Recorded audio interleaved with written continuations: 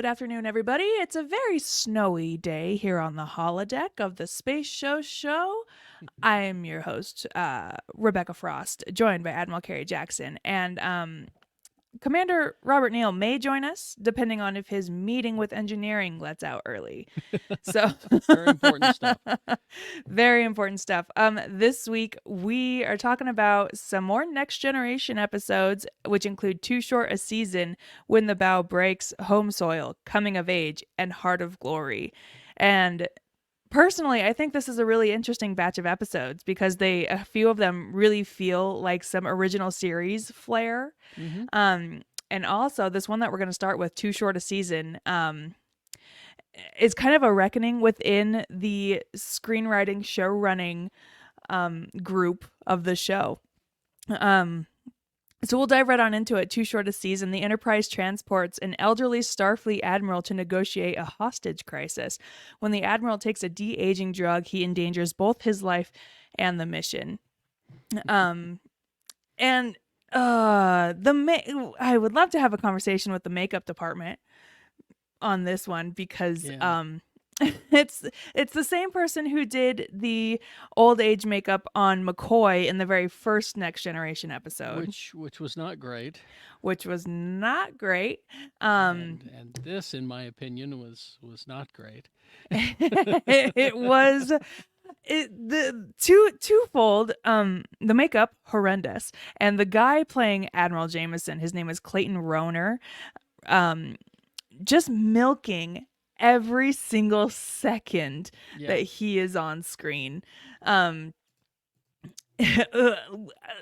Anyways, I mean this is how over the top his performance is.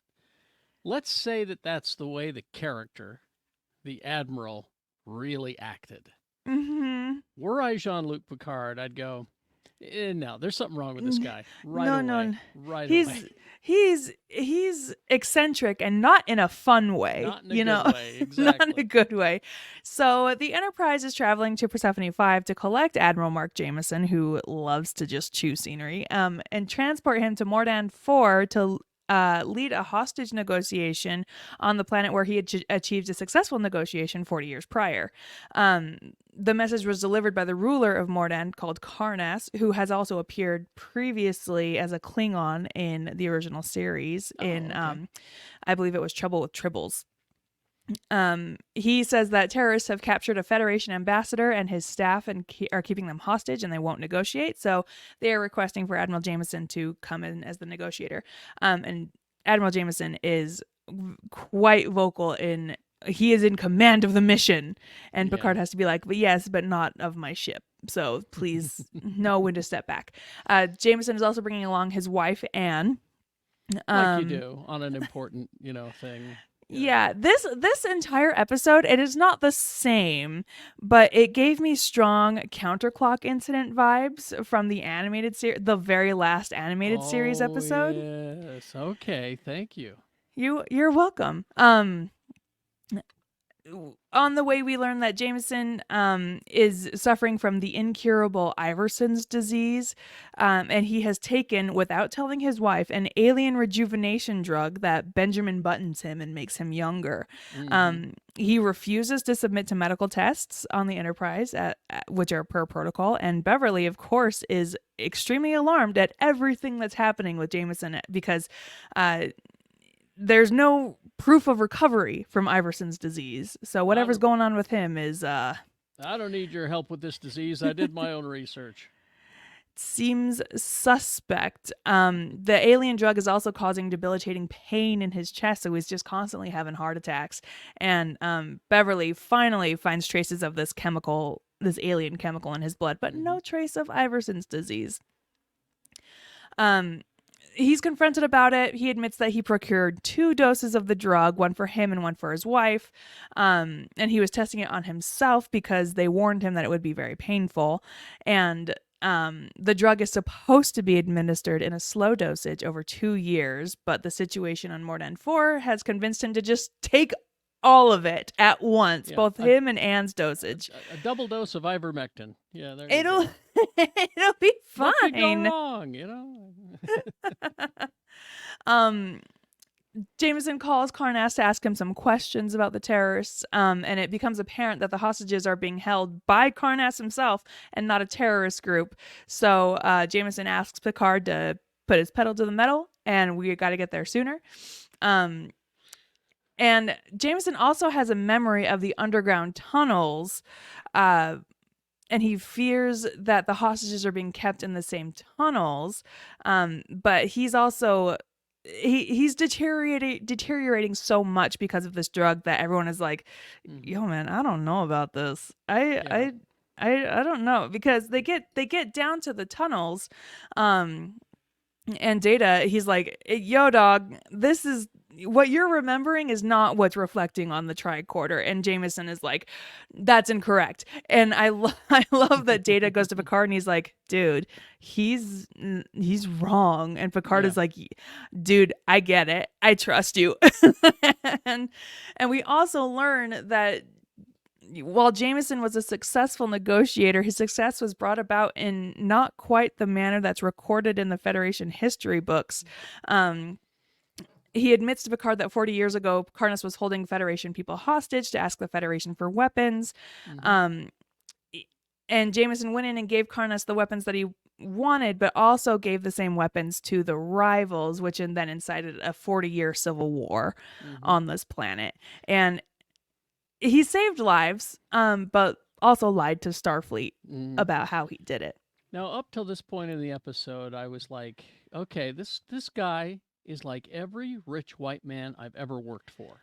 Yes. You can't say he's wrong, and he's smarter than everybody. And even though the evidence is in front of you that says, dude, you're wrong, it doesn't matter. And that's what I was going through watching this episode, going, every rich white man I've ever worked for, right there. And I think I was partially, I remember the first time I watched this episode, I was so disinterested in it. And I think it's because of this older white man attitude that I just do not have patience for. It's so extremely unlikable. Karnas promises to execute one hostage every 5 minutes that Jameson is delayed, and Jameson, despite his heart exploding, insists on continuing on. They get to Karnas, and Karnas is like, that's not Jameson. What are you talking about? And Picard shows him a series of pictures that show him de-aging. On his iPhone, he just pulls them up and goes, see? Literally. He's like, see, how can you deny this progression of events? Here's his TikTok video about the whole thing. It's right here. Literally. But then finally Jameson is like, look, I have a scar from our blood oath or whatever. And blah, blah, blah. Jameson dies. The hostages are freed. Ta-da. What a bizarre, the episode itself is so bizarre, but there's a reason for this, as I learned in my research. DC Fontana's script for the episode was heavily rewritten by Gene Roddenberry's lawyer, Leonard Maislish. Fontana quit the show in protest and lodged a complaint with the WGA. Good for you.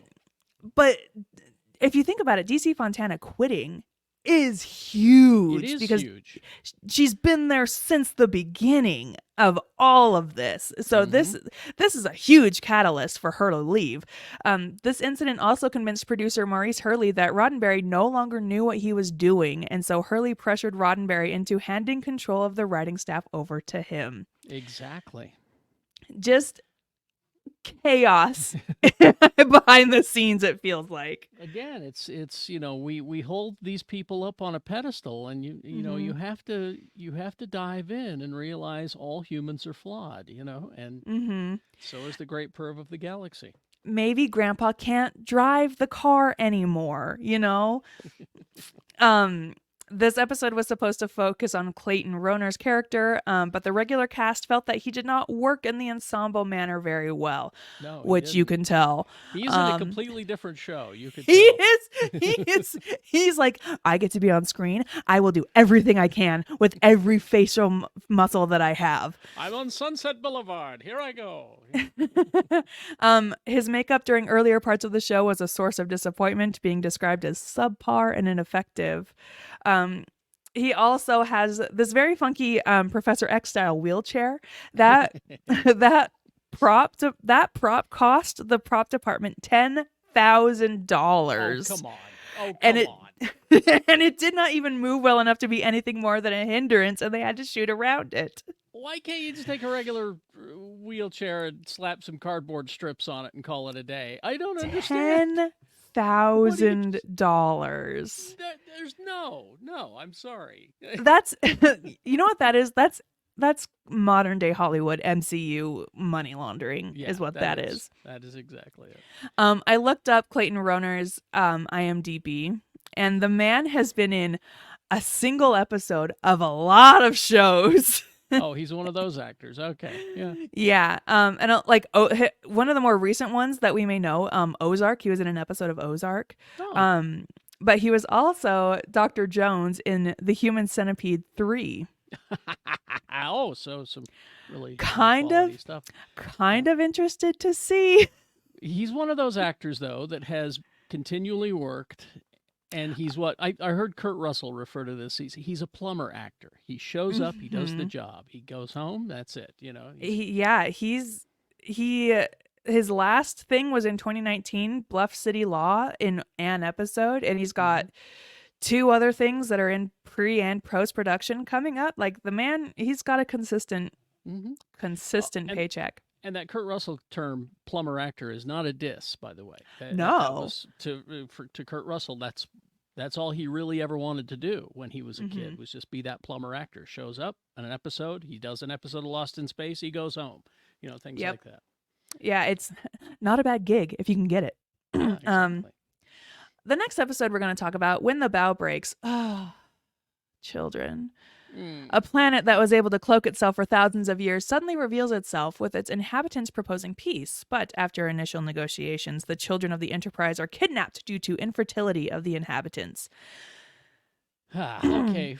At the time the show was made, we knew a lot about genetics. Apparently, the writers didn't bother to look into it. I love the source of the problem here is something that in the 90s and the early aughts was a big deal, and now in the year of our Lord 2024, we do not give a hoot. And I'll get to it. The Enterprise is delighted with a rare chance to visit technologically advanced planet Aldea, which has long prevented access by means of a perfect cloaking technique. But now the cloaking device is off. The planet has revealed itself to the Enterprise, and the Enterprise is welcomed to Aldea. Not with consent, though. They're so technologically advanced that they can beam whoever, whenever, wherever. And so Riker, Deanna, and Beverly are beamed down without having been consented. Yeah. And they learn more about the planet and how the people lead a life of leisure, and their central computer just takes care of everything. And to the point where they're stupid. And crazy how history just repeats itself. And I mean, the computer does everything for them, to the point where they're stupid, to the point where, once again, Wesley has to save the day because he's the smartest person. Because he's the child prodigy. They have a medical nightmare, endemic infertility, so they would like to adopt Earthling children. And they're proposing an exchange. We will take some of your children, but in exchange, we will give you so much technological knowledge that personally, I felt like they should have taken it. But I'm also not a person who's good with kids. I'm not either, but I kept yelling at the screen, okay, you don't have to take those kids. Surely they're still Star Trek orphanages. Surely. Totally. Right? Surely there are kids without parents in the future still. Okay, maybe adopt those kids. But even then, their whole plan to repopulate their species is not going to happen. Because it's just going to be humans. That's it. It's just going to be humans, because you guys can't have kids. The kids will be having kids with kids, and they're all human kids. You're not continuing your species. A 5-point plan? Absolutely not. We have a 1-point plan, and we will go from there. And that is kidnap the kids, and there you go. Yeah. So they've conducted a scan of the entire ship and identifying all of the kids on board. Riker obviously says no, and Deanna has to explain humans are very unusually attached to their children. But the Aldeans, they again just beam whoever they want, and they take Wesley, of course, child prodigy, and several other children. And these children in particular seem to be, air quotes, gifted. Yeah. Which, imagine being one of the other kids left on board the Enterprise. They didn't kidnap me, Mom. What? It's like that scene in the new Dungeons and Dragons movie where they're going to the Underdark, and there's these like little brain creatures who they will only attack you if they read brain activity, and they just completely ignore the group. And Chris Pine is like, well, that kind of hurts. Yeah. Well, and there was a lot happening in this episode that I was yelling at the screen about. One of them being, the kid who hates his parents. Naturally, he's going to get kidnapped and go, hey, a second chance here.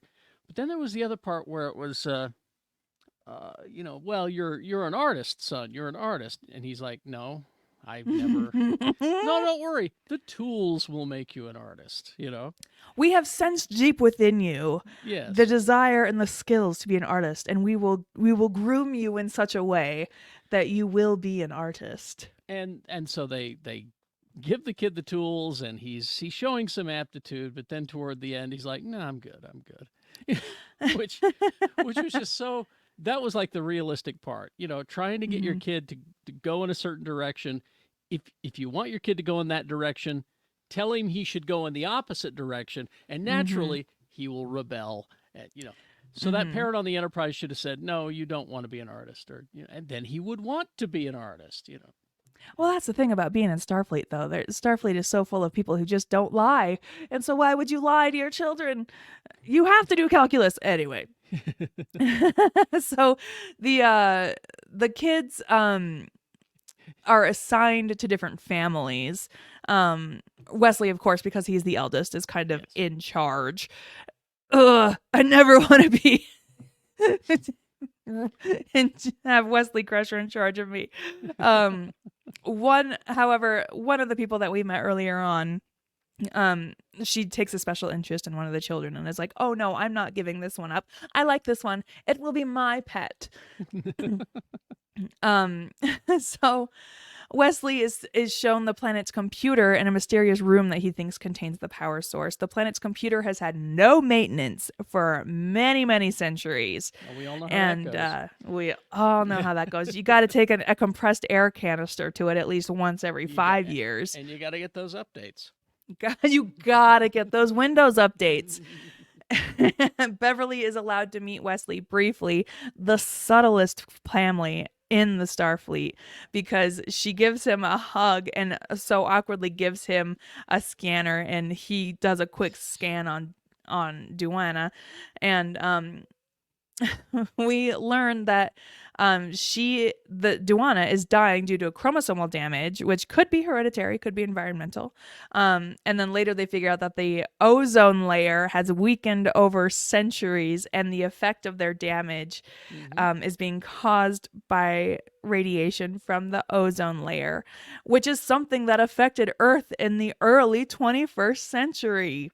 Oh, really? And they put so much emphasis on that, of like, whoop, whoop, it is 1980s. Don't forget, we have problems on Earth now, and it's our ozone layer. Stop using your aerosol cans, everybody.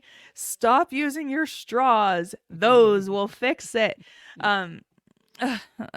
So just there's such a heavy-handed message in this episode of, if we don't fix our ozone layer, the radiation is going to make us infertile.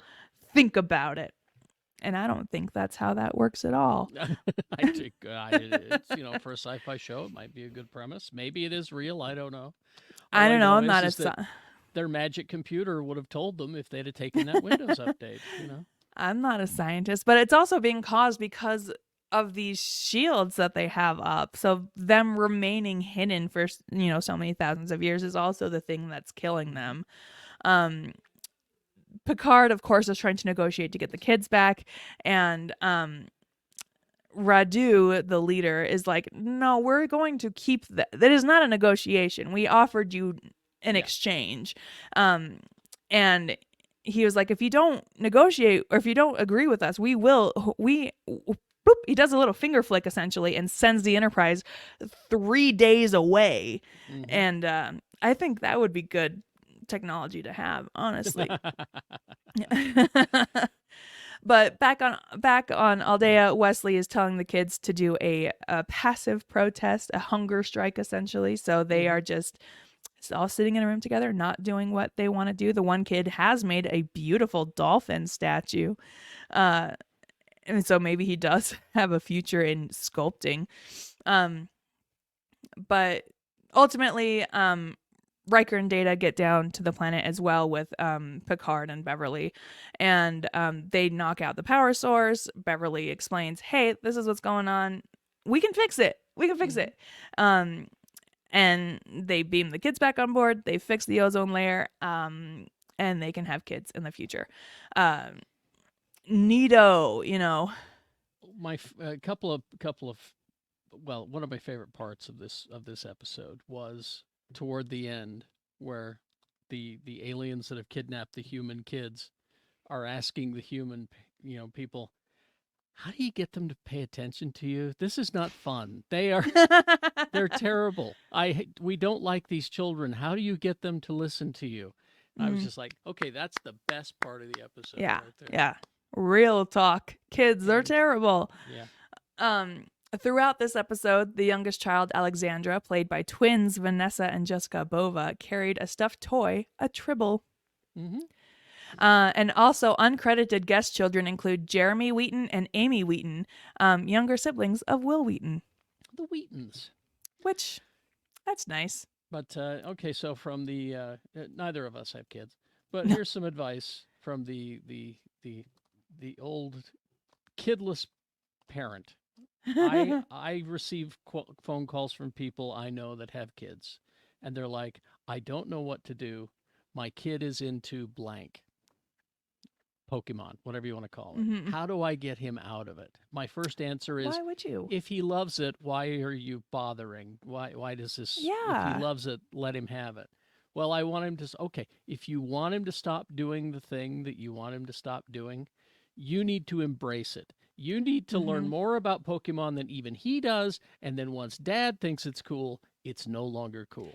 You need to be so knowledgeable in that thing and treat it like it's your favorite thing in the whole wide world. And then they'll not want it. Conversely, like with the calculus thing, I don't want to have to do calculus.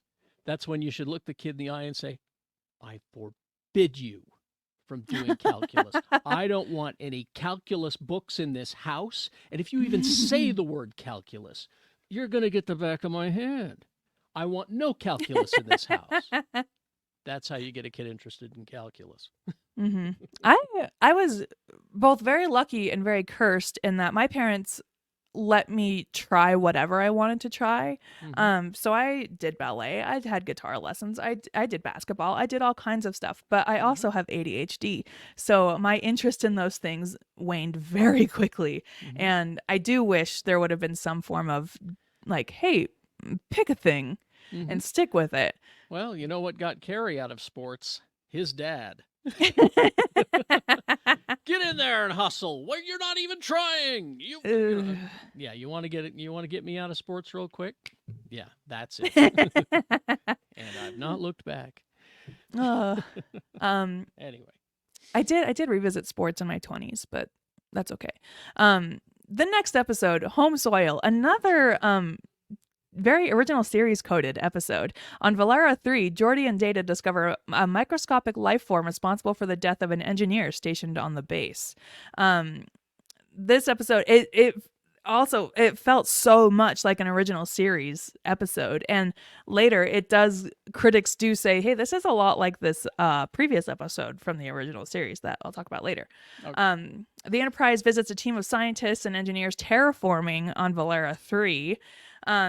The team leader isn't very welcoming, stating that they are very busy, but Picard insists. Deanna, love to have a Deanna. She is like, vibes are off. Vibes are off here. Something is not ideal. Yeah, they're hiding something. And then the terraforming fan club beams down to the planet, and they're all such fanboys and girls about terraforming. I mean, fascinating. It's kind of cool. It is kind of cool. It is. But one of the crew members is having trouble with power surges in the hydraulic conversion chambers. Like you do. The one hot woman on the team, Louisa, explains that terraforming involves phase 2, where water is formed on the planet. On Valara, all of the water is subsurface but extremely high in salt content. So Arthur and his machines are in charge of pumping the water out of the ground and filtering it, making it fit for consumption, and also supporting life. This planet in particular was selected because of its complete absence of any life forms, and the terraforming initiative takes about 30 years. Yeah. So they are now in the process of removing the salts from the natural water supply, and as the first step in creating a sustainable environment.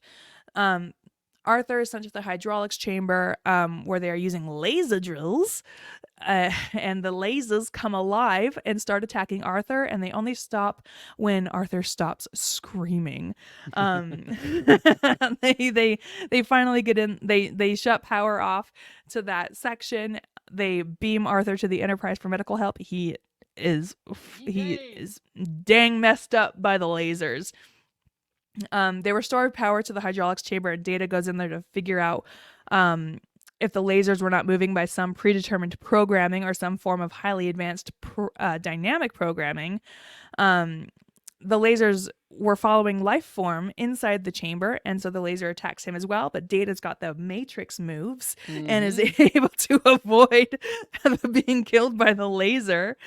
And they determined that one of these guys is causing trouble with this laser.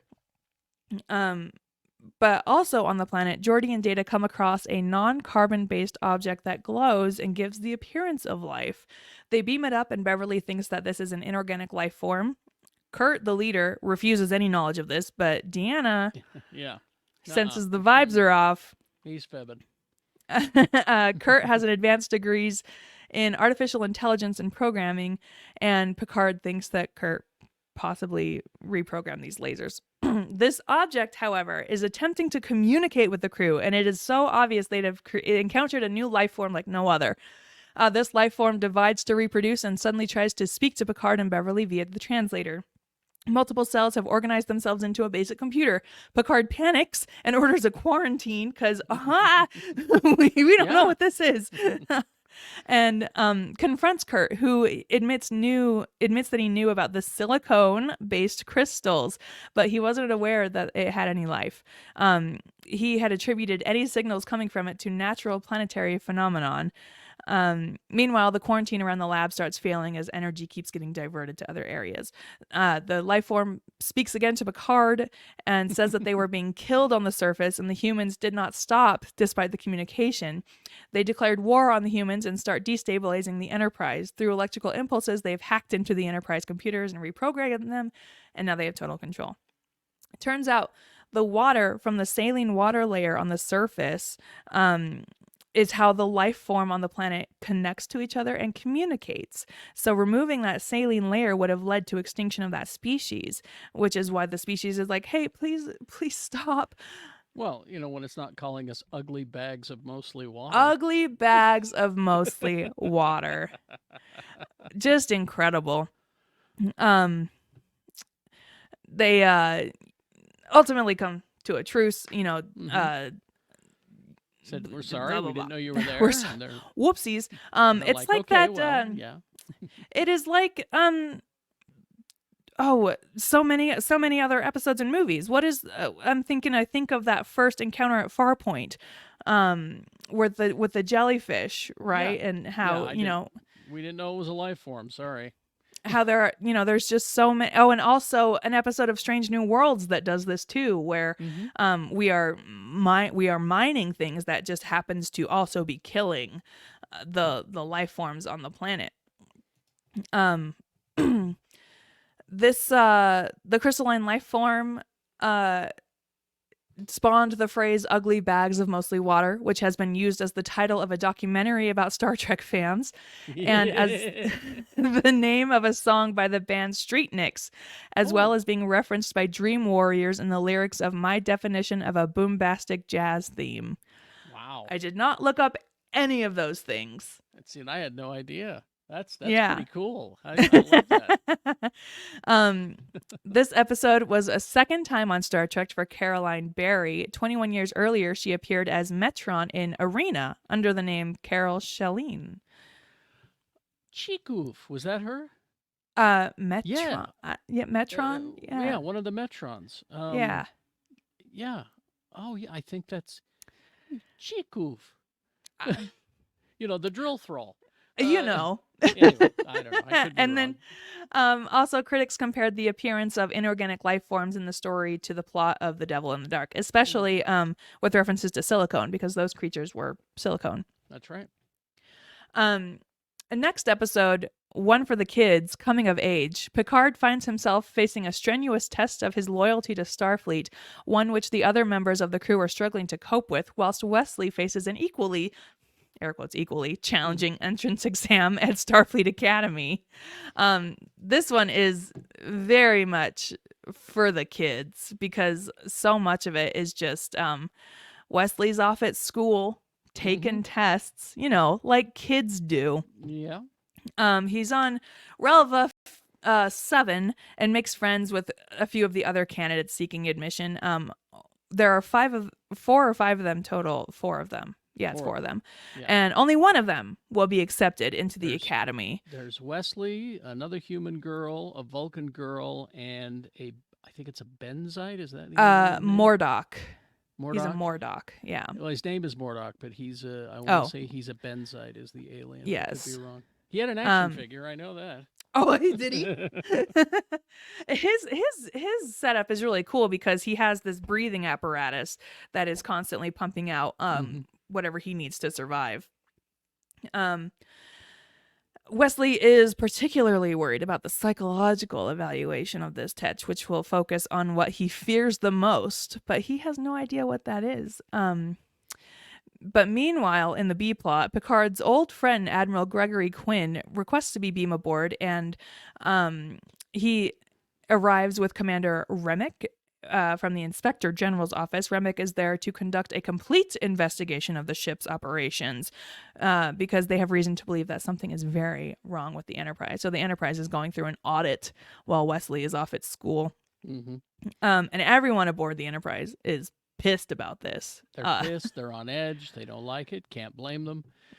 This guy Rennick is a dick. Oh, he's just an asshole about the whole thing. And it's just because he's been told something that we don't know about yet until the season finale will come along, and then you'll kind of get the idea.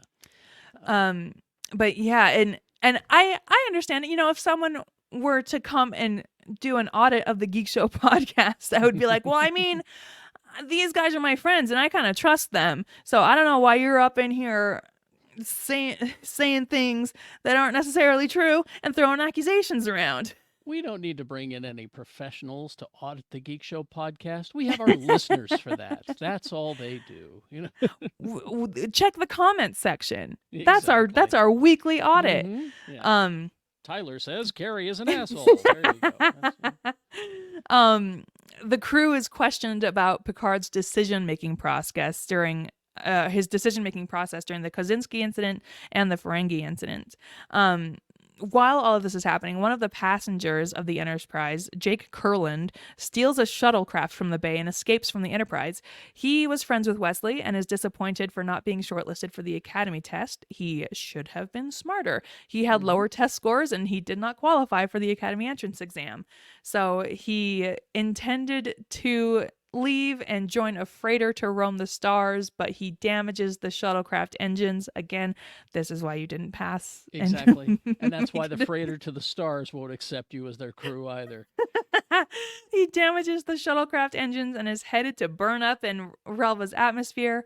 It's a very stressful moment. The tractor beams won't work and the engines won't restart for 30 seconds, but Picard keeps his cool, gives very precise instructions to Jake, and helps him avoid death by maneuvering his spacecraft out of the atmosphere. Walks him through the landing, just like in every airport movie you've ever seen. Which, then leads to, General Quinn doing like a... Oh, good for Excellent. Excellent work. This is precisely what we wanted to see. But meanwhile, back in Wesley's test, he is confronted with a bully, and I was caught so off guard. I was like, what do you mean bullies in Starfleet Academy? That can't be right at all. Turns out this guy is a Zoldan who views courtesy as a sign of disrespect, and so Wesley becomes rude, and the Zoldan gracefully backs off. And the instructor... That was a test. Quite impressive. Yes, that was another one of my ingenious tests. The thing about the thing about this episode, one of my biggest pet peeves in the whole wide world is secretly being tested. And what I hate every second of this. So Wesley also is helping the other candidates when they struggle with their tests, of course, because he's the kindest child prodigy to ever exist. Meanwhile, Remick is still questioning everybody on the Enterprise. This is when we get the introduction of the Riker maneuver, where the first time we see Riker step over a stool to sit in the sexy way that he does. Right. Picard finally is like, dude, what is happening here? And turns out that they want Picard to come back to the academy to teach, I believe. And Picard is like, I don't know about this. Because Quinn finally reveals that the Federation is under threat from insiders. Someone is attacking the very fabric of the Federation and thus Starfleet, and they want to be very sure about whom they trust. So season finale is coming. So he wants to promote Picard to an admiral position to take control of Starfleet Academy. But Picard declines because Enterprise is home, baby. Even Remick, the man doing the audit, says that, hey, when I'm done at the internal investigator affairs general office, I would like to serve on the Enterprise, please, because these guys rule. Like, yeah, obviously, dude. They have a show. Of course, they have their own show. Yeah. Meanwhile, Wesley's about to face his final exam, which is a simulated explosion in the test center. This is very like Total Recall stuff, because he's in the test room waiting, and then something is happening outside the room, and he's like, uh-oh. And so he gets into the explosion area and finds hydrogen leaking from storage, which will blow at any second, and he saves an old man, but he cannot save a frightened young person who won't come out of the room before it is sealed to contain the explosion. He learns that this was a test, and he had to make a choice, and he did. Excellent. Another one of my tests. And this was the same way that Picard had made a choice that led to the death of Wesley's father. So Wesley's biggest fear was, having to make this same kind of choice that ultimately killed his father. Yeah. What would your big fear be that you would have to face in Starfleet Academy? I think mine would be being in a room full of people and all of them thinking I'm stupid. I think that would be I think that might be like my biggest fear. A Starfleet fear? I don't know. I know what it would be. What is it? If my instructors found out that I cheated on the Kobayashi Maru, I would hate if they found out that I cheated. Oh no. That would be my biggest fear. Maybe just don't cheat. No, I will cheat. I will cheat on that test. Some trivia for this episode. Starting with this episode, Maurice Hurley took over the job as showrunner from Gene Roddenberry. Thank Hurley goodness. was concerned that the show's writing process had stalled under Roddenberry's leadership, so he personally paid for a holiday for Roddenberry and Majel Barrett on the understanding that he would take over while they were gone. Get out of town. Upon his eventual return, Roddenberry opted to leave Hurley in charge of the writing staff. He just needed a nice vacation for Majel Barrett to be like, "Hey, honey, maybe." Have you thought about this? Everything you touch, you ruin. Have you thought about this? God, a saint Majel Barrett is. I don't know how she did it. She put up with a lot from him. Yeah. Not just the attitude and all of this stuff, but the cheating. Yeah. He was a womanizer, and she, I didn't appreciate her when she was around, but now I hear all these stories and do this research for this show, and you find out the truth about Majel Barrett, and she's like, she put up with a lot from that man. Truly an angel. This is the first episode to feature Commander Riker sitting in a chair by lifting his leg over the back and straddling it. Yep. The unique way of sitting eventually becomes something of a signature move for the character, coined the Riker maneuver by devoted fans of the series. And Room 101 might be a reference to George Orwell's 1984, where Room 101 was used to psychologically break the subjects by torturing them with their greatest fears. I'll bet it is. That's kind of cool. And then lastly, a very interesting episode, Heart of Glory. The Enterprise searches for answers as to why three Klingon warriors were the only survivors aboard a freighter just inside the neutral zone, which was seemingly attacked by a Ferengi ship. This is the first Next Gen episode that really dives into Klingon stuff. I mean, this is also right around the time when Undiscovered Country is milling around, and so we do have some kind of outside Klingon sources, but no real Klingon stuff within Next Generation. Next Generation, I mean, other than Worf, obviously. The Enterprise responds to a disturbance in the neutral zone with reports of a possible Romulan attack on a Talarian freighter. There's debris in the area, and the freighter has obviously suffered some damage. The freighter is fatigued due to prolonged battle and is likely to rupture in 5 minutes. Picard sends Riker, Data, and Geordi as an away team to investigate. On board, they find 3 Klingons, one of them seriously injured. The survivors are not very forthcoming about what happened, nor how the 3 Klingon warriors even ended up on a space freighter, and all of them are beamed aboard the Enterprise before the ship blows up.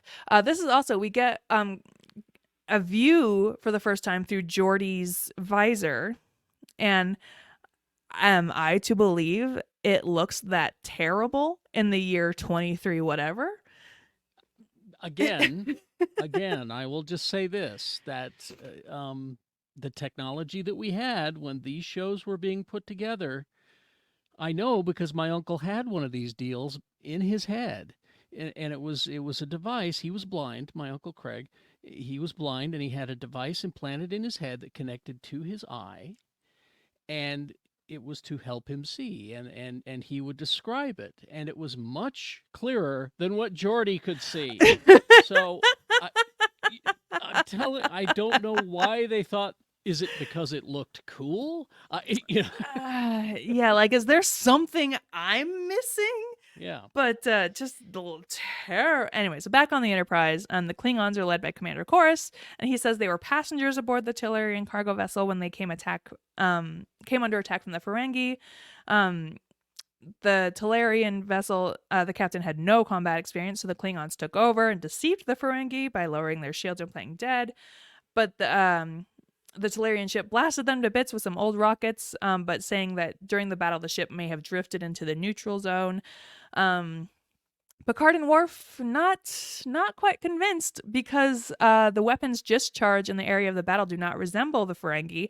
They resemble Klingon weapons discharges. So Picard contacts Starfleet to find out everything possible about Chorus and his crew. The injured Klingon dies, and we get to experience a Klingon death ritual, which I did not like. And the remaining 2 Klingons try to recruit Worf to their cause by appealing to his Klingon heritage and pride. But come on this is and join us. Let's do some crimes. come on, do BK, do crimes. Come on, let's get some sushi and not pay for it. Let's go. Come on. But this is where we get Worf history and Worf lore. Worf was raised on a Klingon outpost when it was attacked by Romulans, and he was left for dead underneath debris when a human Starfleet officer rescued him and raised him as a son. This happened before his age of inclusion into the Klingon society, which I read a little bit more because I didn't quite understand what that was. And it's essentially a Klingon bar mitzvah, where they turn 13 and then they do this age of ascension ritual. But he was, found by a human Starfleet officer before he was 13. Korus and Conmel, the 2 Klingons, tell him that they were looking for a new world where they could be true Klingon warriors, and that the debris the Enterprise found was actually that of a Klingon battlecruiser they fought and destroyed. The cruiser was sent to bring them back. Mm-hmm. They argue that the new alliance is a death to warriors like them, and their eventual mission is to break the alliance. So this also tells us that there are still some Klingons in the galaxy that are not super jazzed about their alliance with the Federation. Yeah. Well, I mean, it's only been a few generations since the Khitomer Accords, and the Klingons really didn't have a choice but to join the Federation. Otherwise, they would have died out. And yeah, there was it, again. We can see it here with us humans. We're slow to change. We're slow to change our minds about people or things or establishments or things like that. And so naturally, I would think that there would be generations of Klingons, probably all the way up through to the current Federation. I'm sure there are generations of Klingons who still this darn Federation. I don't totally. Like it. Yeah. Like, how many people are still flying Confederate flags? Yep. Doomed to repeat. So the Enterprise comes into contact with a second Klingon cruiser led by Commander K'Nera, who wants the renegades arrested and turned over to them. He informs Picard that Korus and his men destroyed the Klingon cruiser that was sent to arrest them and bring them back. Picard asks Yar to locate the Klingons and confine them to security. Korus wants Worf to fight for them, but Worf is like, nah, dog, that ain't for me. The Klingons are arrested and put in a holding cell. Worf knows that K'Nera will execute them. And with Picard's permission, Worf pleads Korus's case with K'Nera and says that the renegades deserve punishment but not death with dishonor. Worf wants the prisoners to be released on a planet in the Halley system with weapons in their hands. The planets have dangerous life forms which will kill the prisoners, but that would be an honorable death for the Klingons.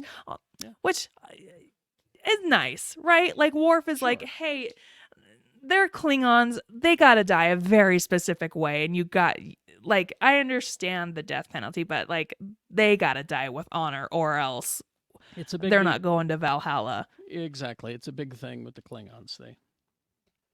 K'Nera says his hands are tied and he cannot send them to the Halley system as requested. Korus and Conmel try to escape the brig, but Conmel is killed. So we get another Klingon death ritual. Korus is now loose and armed. He gets into engineering, aims his phaser on the main dilithium chambers. Worf seeks permission to intervene. Korus wants to separate the saucer of the Enterprise and gain access of the battle bridge and wage war on the Federation. Worf tells Korus that his goals are not the Klingon way and that he is not a real warrior. Korus attacks. Worf kills him, ultimately killing him with honor, right? Death by the hands of another Klingon in battle. So exactly. Michael Dorn was pleased with the outcome of this episode, as he felt it showed producers that the fans were just as interested in his character as the other characters in the main cast. He felt it could have been taken further and wanted there to be an epic battle at the end of the episode. Well, you'll get that. You'll get that coming up in season 2. Don't worry. Excellent. This is the first time a point of view from Geordi's LaForge visor is seen, which horrible. Yeah. And Worf states that he was orphaned on the Khitomer outpost. This is the first mention of this location in Star Trek, but was later used in The Undiscovered Country as the site of the Khitomer Accords, which reconciled the Federation with the Klingon Empire. And fittingly, Michael Dorn also appeared in that film as Worf's grandfather. Yes. I called Worf the Clark Kent of Klingons in this episode just because my little orphaned boy, you know. Yeah. And it's a great story, and it'll be explored in the upcoming seasons of this show. You'll get to meet Worf's parents eventually, his human parents. Oh, I was like, what do you mean his parents? No, his But human his parents. human You'll parents. meet them coming Aw. up eventually. Are they And nice? Do we like them? well, yeah, they're okay. Oh, okay. But that's all coming up. But I keep coming back to, I think the reason, because I'm flashing back to when I first watched these episodes when they first aired in syndication, and I wasn't keen on the Next Generation. Now I'm flashing back and I'm looking at it, and I think I may have, well, there was two things that was holding me back from liking Worf until much later. Two things. One, I'm sorry, Michael Dorn is a stiff actor. He's not that good. I'm sorry, he's just not. That's just me. If you love him, Yeah. hey, go with Crom. He gives a stiff performance. Secondly, I think I let his bad haircut make me not like him even more, because he's got this short kind of thing happening. Now that gets remedied later down the road, and they let him have long Klingon hair like he's supposed to. But this short thing is just, I'm not intimidated by that, no matter how much you growl. I'm He sorry. does. This version of Worf really does have like a, I don't want to say like a childlike demeanor to him, but I don't look to him as the next in command, right? Like if I was on the bridge, I wouldn't look to him to tell me what to do. Absolutely. I did, I had a question about the difference between his position and Tasha Yar's position, and she seems to be of an elevated rank above him, which definitely changes when she leaves. But yeah, I just I'll don't say get it. leadership vibes from him. I'll say it. At this point in the series, Tasha is much more competent and much more of a badass than Worf.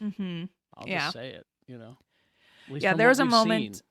There was a moment in Too Short a Season where Tasha really demonstrates, because they're in a shootout on the planet with the hostages, and she gets right in front of Picard, and I'm like, ooh, yeah, yes, great. And again, me coming back and watching this again, I have a whole new appreciation for Tasha Yar now. I never thought much about her. Now that I'm rewatching the show, I'm like, oh no, she was done wrong. She was done wrong on this series, and crimes. I'm telling you. Like same thing too. Because when I watched this for the first time over a year ago, I was like, "Oh, Tasha Yar, get out of here!" But now knowing more about her and the character and what they did her dirty, and what really happened behind the scenes, and we'll get to that in the upcoming next 5 episodes, right? So it's the next episode that we will record will be 6 episodes because it's the end of the season. Oh, so yes. So we're going to be talking about the Arsenal of Freedom, Symbiosis, Skin of Evil, We'll Always Have Paris, Conspiracy, and the Neutral Zone. So might be a little bit lengthier, but it felt better to do 6 episodes instead of 5 and then 1 random episode. I'll say this: the rest of these episodes, I think, are mostly pretty solid. I looking at the titles, I only remember We'll Always Have Paris because that's such a Picard centric episode that having read the book, looking forward to watching that episode. But that's where we will be next time, and you can catch us there, and we will keep going where no man has gone before, but a lot of men have gone before. Thanks, everyone.